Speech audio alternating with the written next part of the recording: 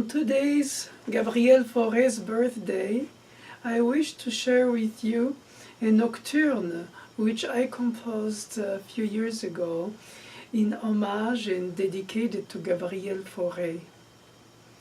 This is called Le Parfum de l'âme.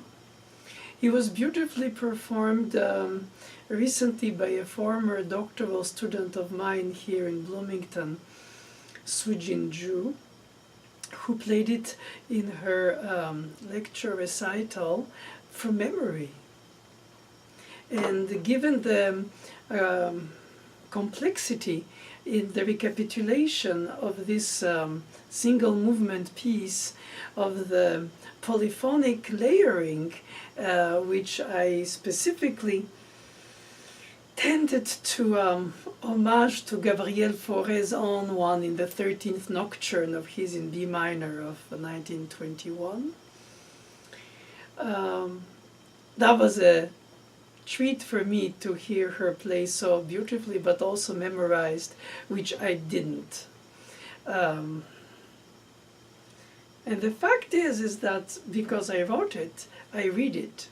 As always, there's a little difference between while the inspiration is improvisatory, the notation is compositionally rethought, reorganized, of course, like sketches that you reshuffle until you reach the heart of what you want to express, like in a speech, or in a poem, or in a theater play, in any artwork which in fact needs to be spontaneous as acting of an actor is, while it's very artificially prepared. In other words, the flow of the thoughts appears and should hopefully appear spontaneously in the flow of the events, while the formal way of the compositional thoughts should flow without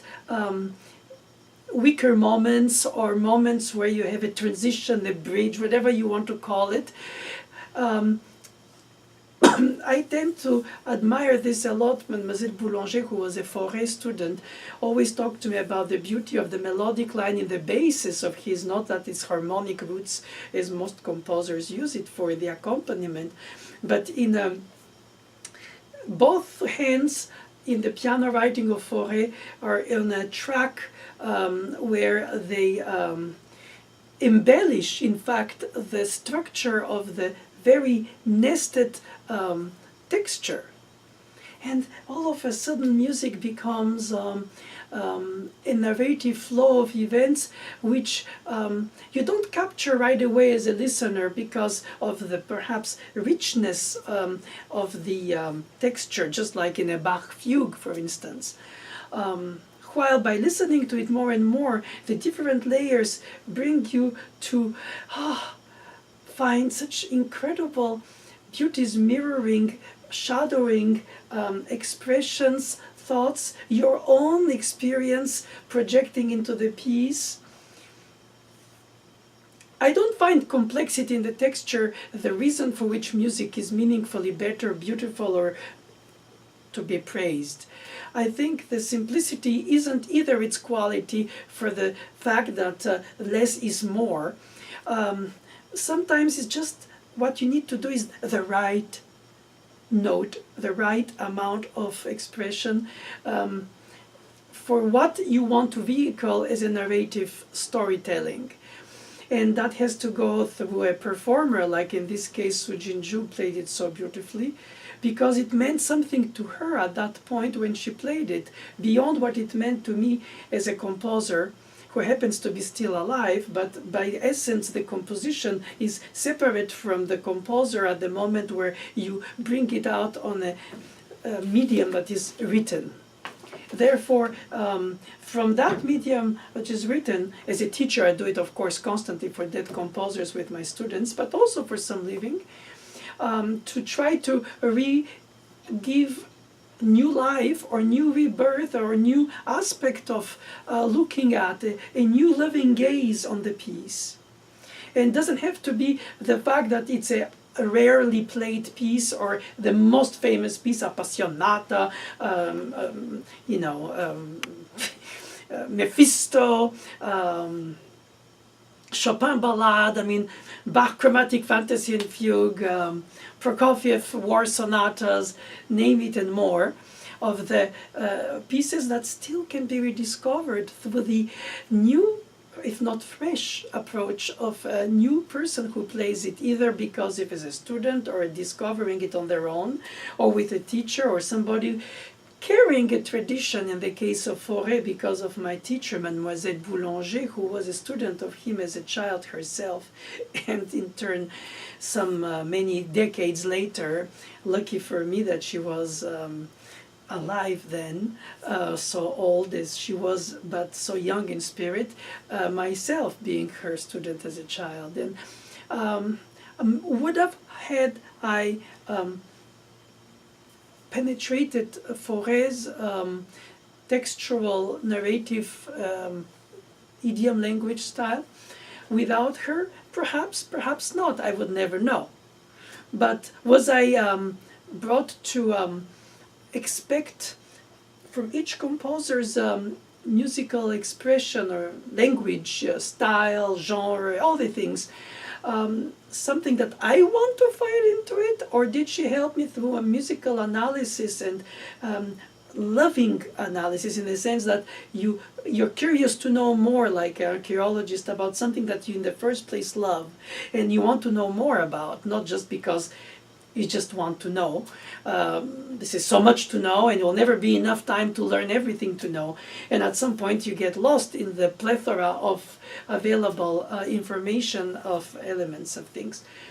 No, if you just go back to the element of why do I play music in this case, why do I draw, why do I paint, why do I want to make a film, why do I want to write a poetry, even if it's old-fashioned for the day, or perhaps why do I want to write something that corresponds to the new technologies of the day, in which I incorporate my creativity in a new way that was not planned before. Perhaps Mozart would have written not operas today, but video games. Music, or who knows? I mean, it's easy to say, and in a way cheesy to say, actually, because who's to know? But I wanted to say is that I feel that at some point you have to be earnest with what you want to bring through what you do and what you say. There has to be an honest, not only honesty, that's a cheap word, meaning it's a meaningful word, but easy used. I would say more about driven meaning that corresponds to the means. And in that case,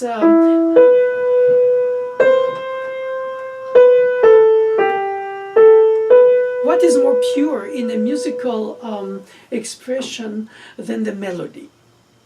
It's the kind of tune that when it catches your heart, your soul, your internal musical or human being, it touches you and you start thinking and singing or whistling it after you heard it, a symphony here, a ballet there, a film music here.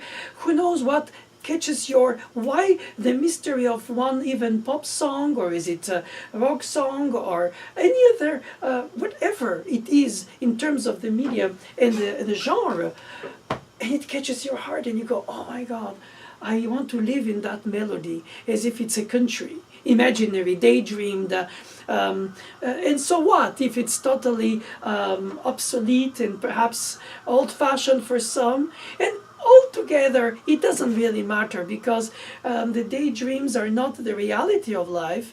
The melody doesn't correspond to the full piece, and it doesn't explain the piece, but it's sort of the signature of the composer's expression. I would say the perfume that perspires from the real statement that the composer says. It's almost a naked statement, a melody, unharmonized, uncontrapuntized, sorry, I say the word, polyphonized, perhaps that's more correct, even if it sounds kind of fluffy word.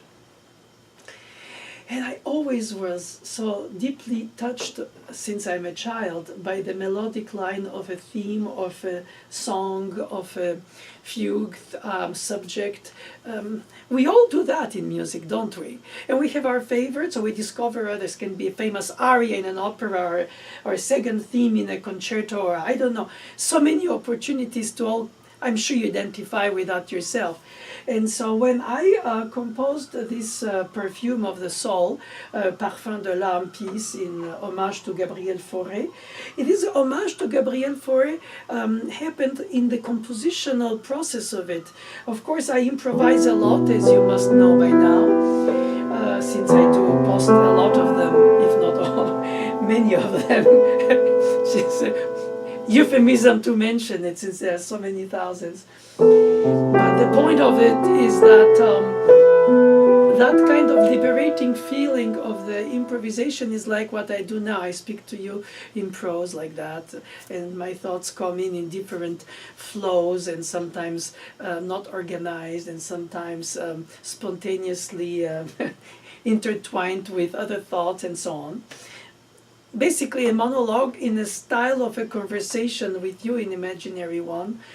But at the same time, a composition is something, as I said in the beginning, that is of course organized, where all of a sudden you speak in verse with chosen words that sound musically right, with a rhyme or not, and where and how, and all these artificial, it's not artificial, yeah, but it is, artifices contribute to the beauty of that spontaneity in a way. They don't disform it, or they don't put it away. And of course, if you get to be too doctoral, too pedantic, too knowledgeable in a way, you might erase some of your spontaneous first love for the music, for the melody, for the harmony, for whatever it is that moves you in music. So I believe a lot in that, like archaeologists who have some kind of passion for some antique this or that, Sumerian, Greek, Roman, who knows, Chinese, I mean, wherever, it doesn't matter what, but all of a sudden, Egyptian or other, it becomes their passion, and then they drill into it until they find it, because it becomes a life's call. A calling. What will I do with my life? Am I wasting it? Am I going to just do it for one single research of some tomb of something somewhere, which I might not even find at the end and die before? It's like people building cathedrals over several generations of people who never saw it finished. It's all this kind of things where you put yourself into something bigger than you, and you're aware of it at the get-go, like astronomy, history, everything. And you realize that all this is so much bigger than the scale of your own life, let less. But still, you have to live in the daily life. You teach, you organize music, you play music, you write about music, you share music, which I love to do, as you know, as I do here. And in this case, I wanted to speak about what, in this birthday of Fauré, today, May 12th, these thoughts come to me. I'll give you an example of what I meant by the polyphonic recapitulation of the theme in this piece of mine in question, the Parfum de l'âme. It is something which there perspires artifice in sense of complex layering of the melodic line which I just played in the beginning. When the two themes of the piece are they're stacked basically up like shelvings. I don't know how to express it other without to sound too pompous. So I want to try to find some simple words, but then they escape me in my lack of English vocabulary. Hopefully not in musical vocabulary. So, for instance, when Fauré writes the 13th Nocturne's recapitulation, the opening, which originally was in a string quartet writing,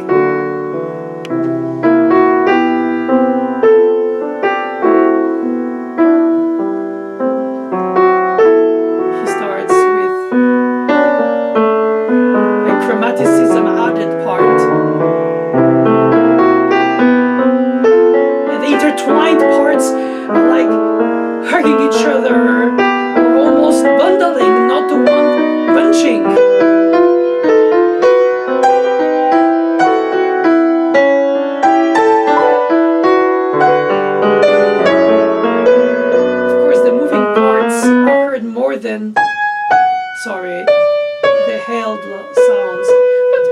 nevertheless, you follow some, you lose others, because the listener cannot focus on all at the same time, gets disrupted by the plethora of equal voicings.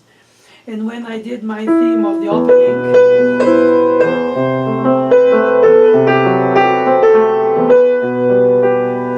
in the recapitulation is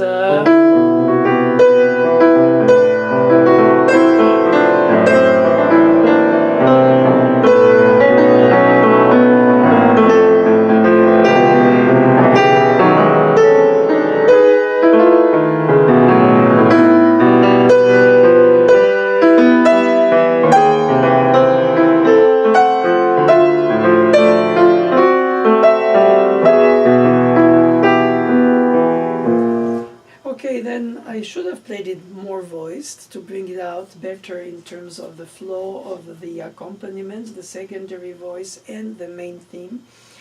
But I purposely bluntly played it. In fact, I was admiring how Soo Jin-ju memorized it, because it's so complex even for me. But anyway, I don't practice it, and I'm glad she did then when she performed it. But I wanted to share with you what resulted into this recapitulation, which is a middle section, which is the total opposite of this consumed complexity of polyphonic know-how, if you want, or display of it. Hopefully not gratuitous, because it has to be in the meaning of it, not just to display. That's something I really think about very much as a value. The note juste, the chosen note, the chosen texture, therefore. This is the middle section, which is a pure melodic flow. It's the contrast of the opening theme. It's in A minor.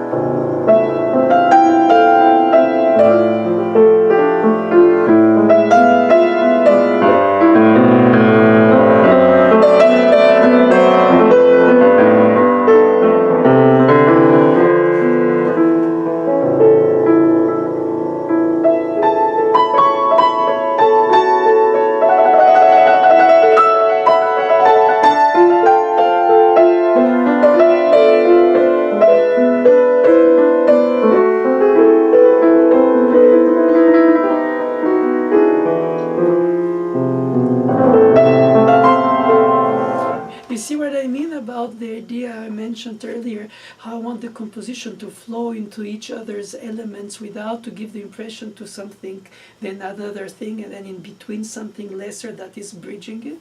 I want it to be a continuous, you can call it developmental variations, but that is a bit pompous too for that piece specifically.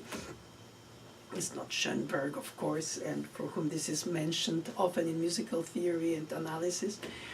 And I didn't willingly do that. I wanted to keep the spontaneity of the improvisational feel, but notate it, without to lose the spontaneity and without to refrain from gaining some contrapuntal elements that enrich it, rather than perhaps pompously try to appear as meaningful, but unnecessarily. That's what I would say, as a devil's advocate of my own music. But I still think that this is important, because as a child I was scared by a provocative old, at this time in his 80s, what's his name, famous American composer, Aaron Copland. I mean, the master of the most beautiful melodies, which I discovered way after my early childhood, when I wasn't aware of his compositions, alas, yet. But I had the opportunity to meet him when he came to visit his old teacher, Mademoiselle Boulanger, whom he had in the 20s. This was in the 70s. So all these time lapses. But nevertheless, he was provocatively telling me, little child, And I still see his hand looking over me provocatively. I didn't know it was provocative either then. I all say now in hindsight, it's easy to say. But it traumatized me in a way then because I was so earnest and so gullible and believable. Well, I always am.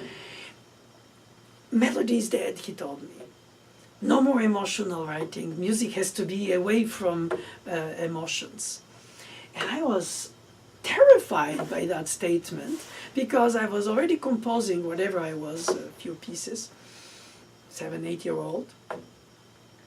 So I went to my mom and I said, Mommy, the old man said that melody is dead. And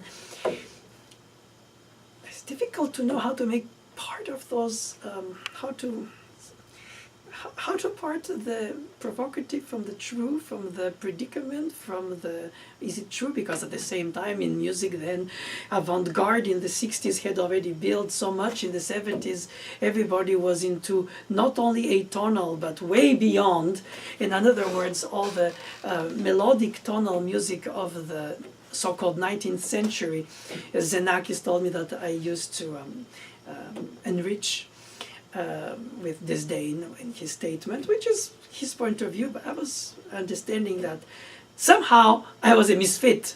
But that was not the case when I was 7, and Copland told me this. And when I discovered later his own melodies, incidentally, by playing his music, I realized, my God, this man was really pulling my leg. But thankfully, at that time, I didn't give up on melody, nor on tonality, not for the sake of it, as a matter of fact. It's just because it corresponded to the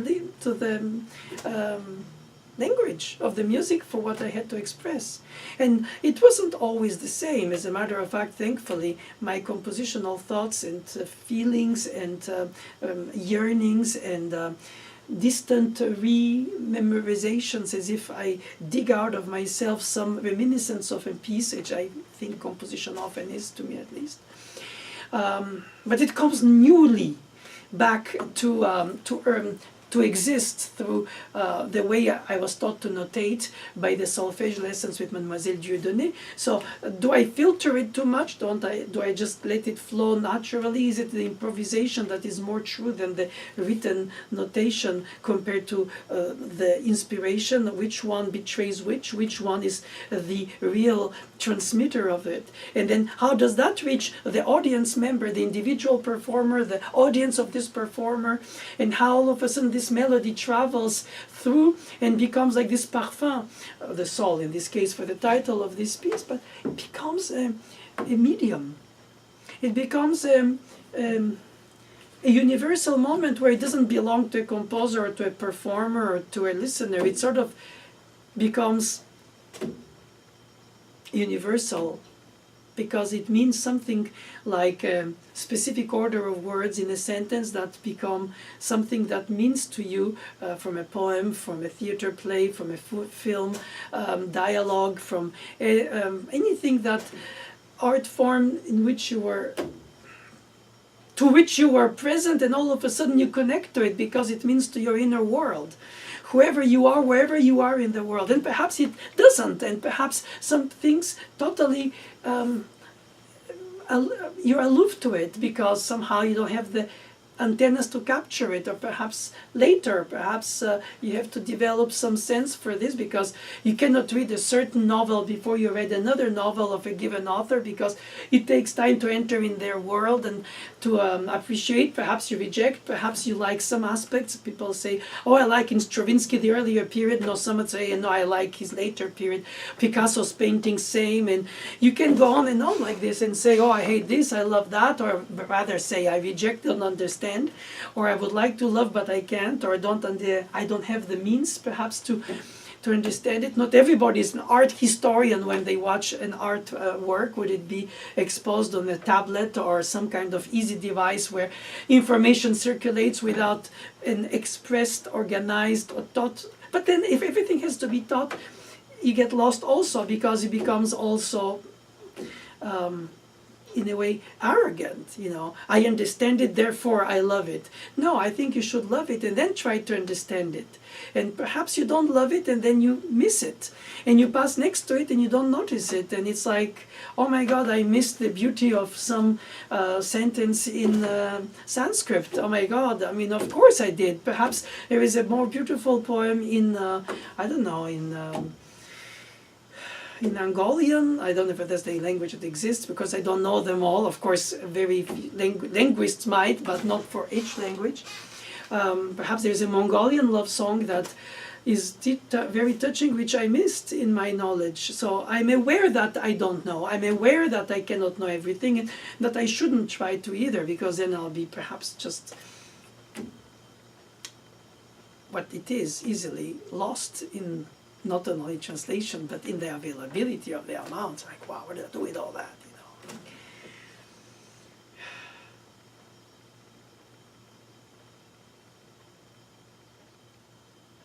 And once all this is said and erased and forgotten, and you focus on music, you realize that you play a piece of music, and beyond the technical aspect of the industry of playing it, you enter in the meaning of it that you capture for whatever it means to you, and then inevitably you become the vibrating membrane that translates it to the audience, just like a loudspeaker does the electric signals that it receives, and you hear it in sounds, in words or notes or music pitches, and then it means something to your psyche. So it's a lot of translations of elements between the broadcaster or composer and the performer and the audience. And perhaps a lot of loss in translation happens there, for which publishers, teachers, structures of organizing the knowledge, understanding of it, is art historian of music, a group of musicologists, and obviously music scholars tend to, in very deep knowledge of niches of this or that type of centuries of music, of this country, of this area, of this type, for this kind of style, for this kind of purpose. Is it church music? Is it secular music? Is it medieval? Is it whatever? And it's fascinating. And you go, oh my God, I'll never be able to enter in the depths of each of those things, but I would love to. At the same time, I have no time, and by the end of it, one remains superficial, because, you know, I mean, a little bit of all and none of each. Perhaps a little of more of some, and perhaps none of most of the others, because I had to exclude some, either because it happens without even my knowledge, because I cannot have the understanding to connect to the languages of this composer's expression, or of this writer's language, or this popular music expression, or of this oral transmitted storytelling of given tribes, or existing or dead language places. I mean, this is an ever-going problem of how much of what is around me I can capture, and how much of my environment of the day structures my understanding of what I am. Because in a way, inevitably, unless I have capacities of curiosity and availabilities of means, which technologically today are incredibly more available than in my childhood time period, but still without a communicator, a transmitter, or a translator who would give you the meaning of things, difficult to know. If not the meaning of things, the key to reach the understanding of the meaning of things by yourself. And so I think still that when I composed these pieces, I was writing these two themes.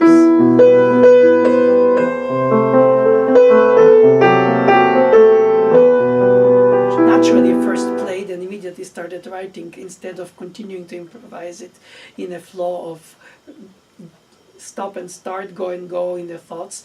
I tried to say, okay, I'm going to expose this, and then the second theme.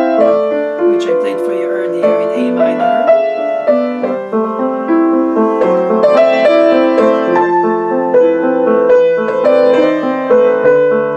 And how they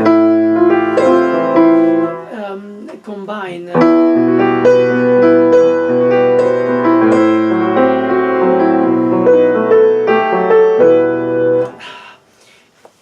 That is not improvised at that point.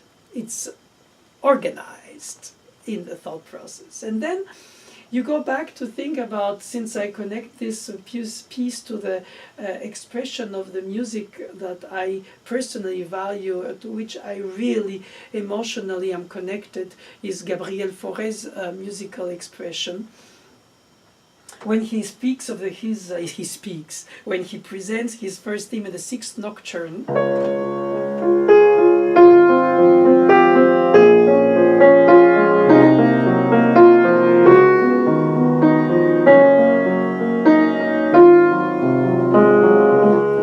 this run-on sentence melodic long lines of the melody.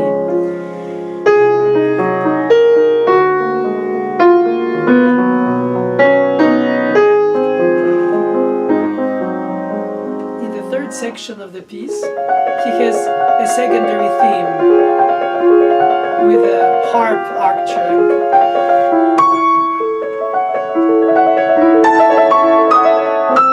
And a melody on top.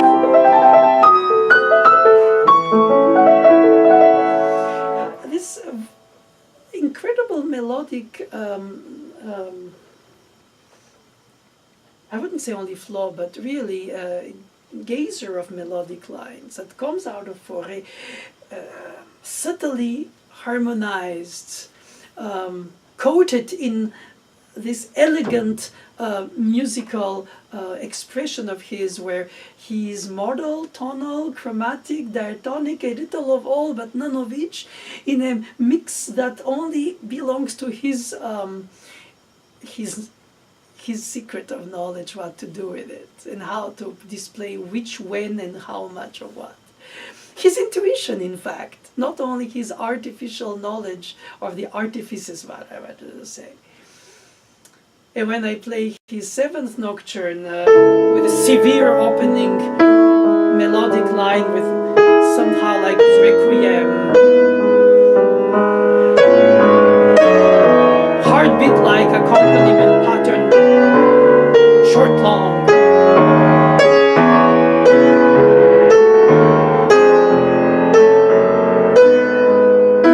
Again, never ending, never climaxing, but always developing melodic line of Fauré, run-on sentence.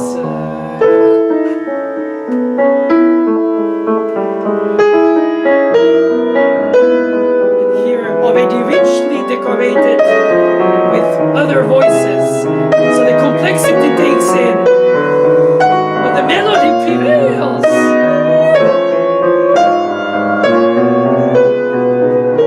One more time I sang like I shouldn't have. I promised myself I won't do that when I get old, but every teacher I had sung and I do the same. But anyway, with the piano voice singing, his middle voice, not also, middle section,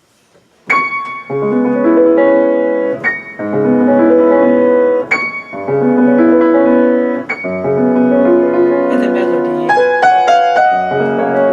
fresh and totally flowing without any organized thought,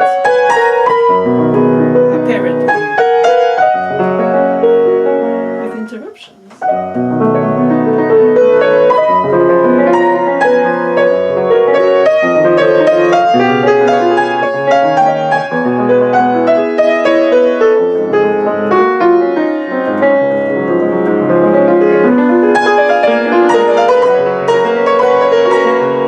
Gabriel Fauré, the melodic lines spawn and they develop and they rise and they blossom and they, it's almost like watching a rainbow. It's just so fulfilling and so high and so everywhere, at the same time so ephemeral and so, what a unexpected for me right now analogy, but I think it corresponds well to that feel of an endless flow without a climax, without an end, but with an expression of continuous and intense emotion, or perhaps tenderness also, elegance at least for sure. And these two themes are very contrasting in his seventh nocturne, which is the kind of texture of musical meaning which I expressed here through these examples of 6th, 7th, or 13th Nocturne by Fauré, with my humble, modest Parfum de l'âme, to whom I dedicate Fauré this piece. When Mozart wrote his quartets, the first group of string quartets, he wrote a dedication letter to Haydn, his teacher, well, his mentor, his inspirer, his perhaps spiritual father. Not that he didn't have one of his own quite inspiring, as Leopold was for him. But anyway, in music, as a Viennese teacher, Haydn was somebody who recognized in Mozart his follower. And Mozart recognized in him the musical father in composition he wanted to have. And that lucky meeting happened, and Mozart writes in his dedication to Haydn, "These quartets are our children," to Haydn, as if they resulted from the flow of, if not teaching, because it's hard to imagine Mozart was taught really, since he was so incredibly driven by his own genius. But let's say he was brought into a musical idiom which corresponds to what he had to express, and there was a very touching transmission of of know-how and elegance of inspiration from Haydn to Mozart, which unfortunately didn't happen for Haydn with Beethoven, who is a different kind of genius. He's the kind who has to break to rebuild. He's to reorganize, rethink, don't accept the status quo, rebuild the world in which he was brought in musically, and express something that will then eventually opened the gates to Romanticism, a completely different type of genius than Mozart, who was just also, like Haydn, well, more than Haydn in many aspects, but in the same artistic kinship. A melodist, a harmonist for the quartetists, and he was also.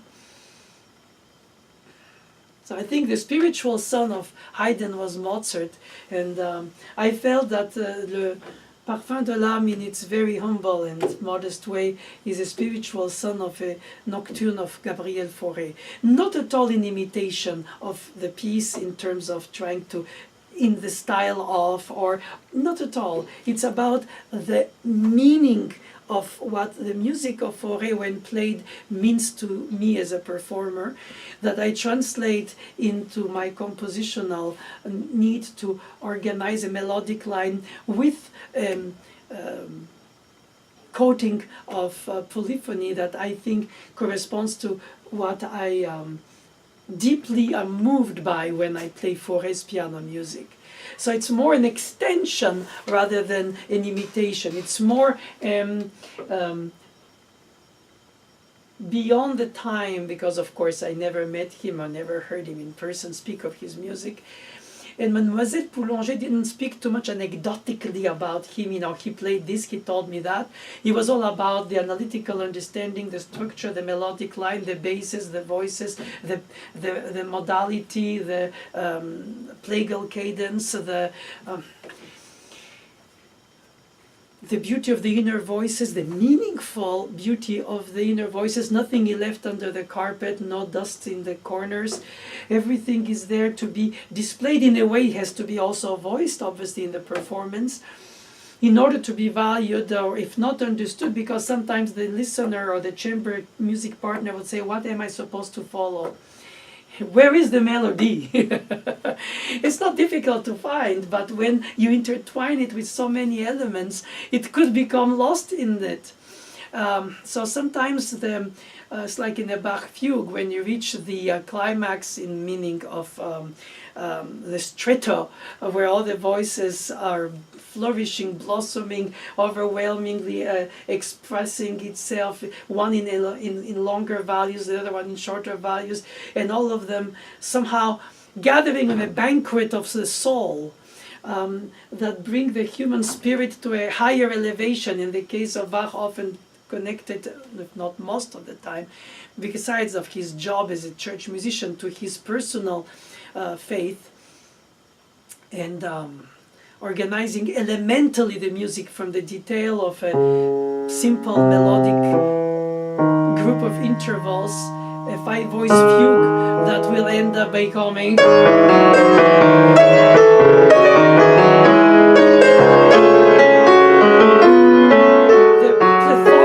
expression of the flourishing of his elevation towards a higher being of the human condition than the initial single voice from which we come, and it's kind of the elemental way of organizing a fugue. So the complexity there is not for the sake of it either. I think it's an expression of humans' yearning and strive to elevate themselves.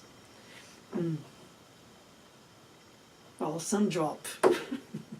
I hope I'm not one of them, but I will keep trying composing a melodic line with a contrapuntal chording and a melodic harmonic bass,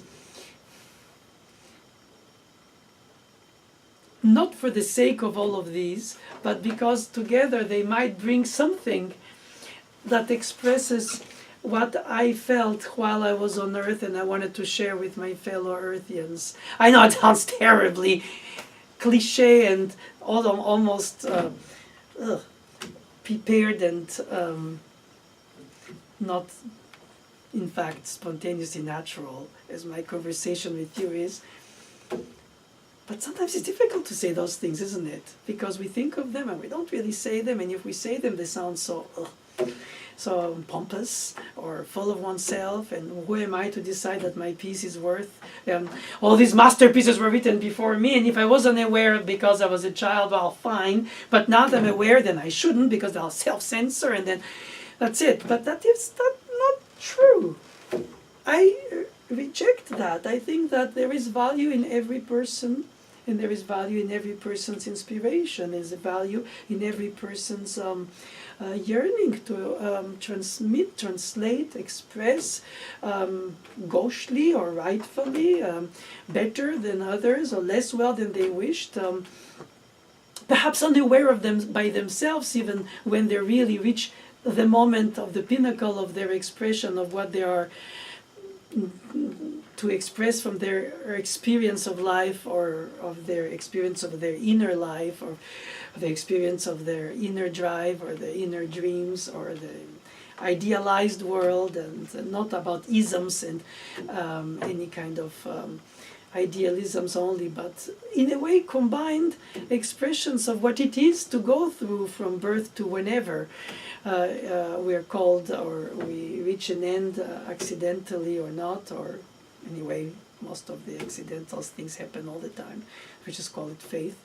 Fateful things, I mean, not faith. Fateful. But anyway, faith, it goes with faithful too.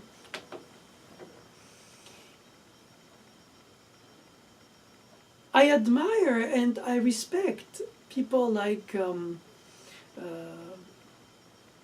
composers, for instance, who write a piece and then they self-destruct it, thinking is not good enough for what they consider should be their standard.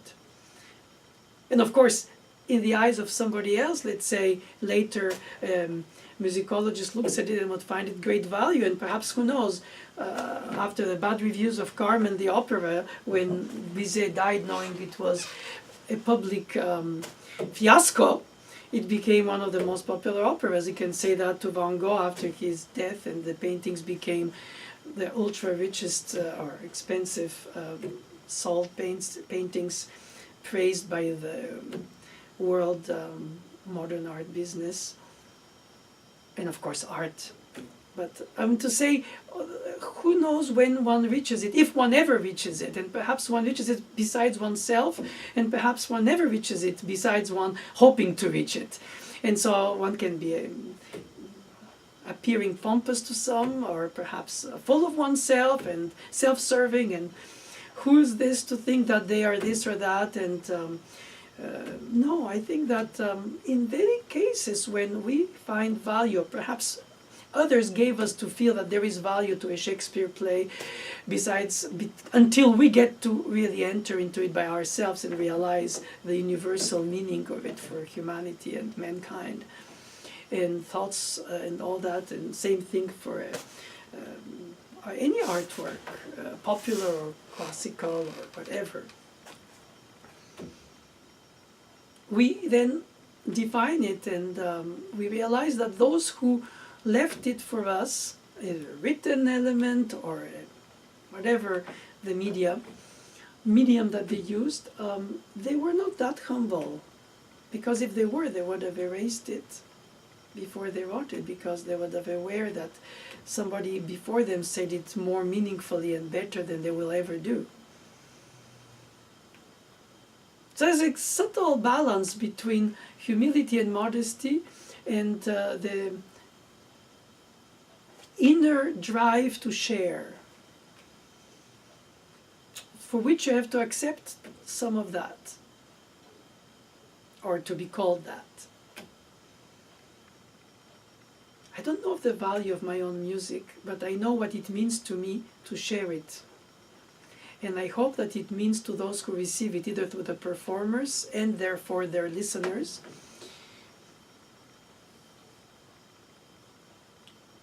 which is why I didn't destroy my compositions like composers did. Not all, but some did. And then it leaves us with the what if, how would have we known these pieces? So perhaps unnecessary music is overwhelmingly existing. Perhaps mine contributes to it, devil's advocate again, but it's not a dishonest statement. I think it is fair to state it. It's difficult to speak of such truths for oneself, but I think humility is to accept it. And perhaps it will reach or catch somebody's, somewheres, if and when, and perhaps somebody's own sensitivity. And that it will mean so much for this person that all of a sudden their audiences will start connecting to it. Would it be through a different medium perhaps at that time than performing? Who knows? I know it's an acquired taste, art in general, but at the get-go you have to have the taste buds, and then you acquire the taste. This is my Parfum de l'âme for you today on Fauré's birthday.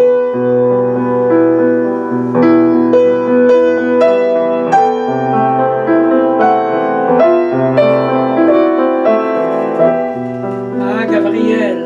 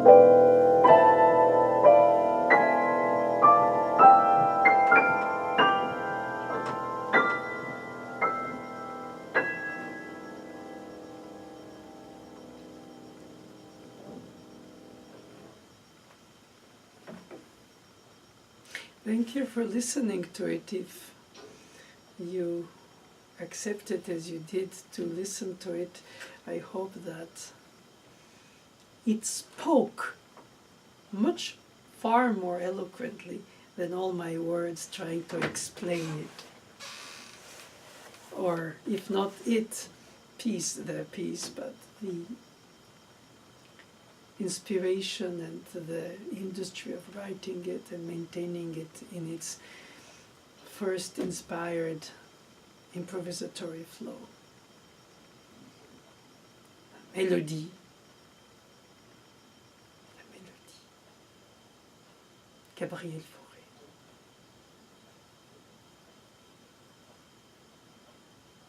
I'm very thankful.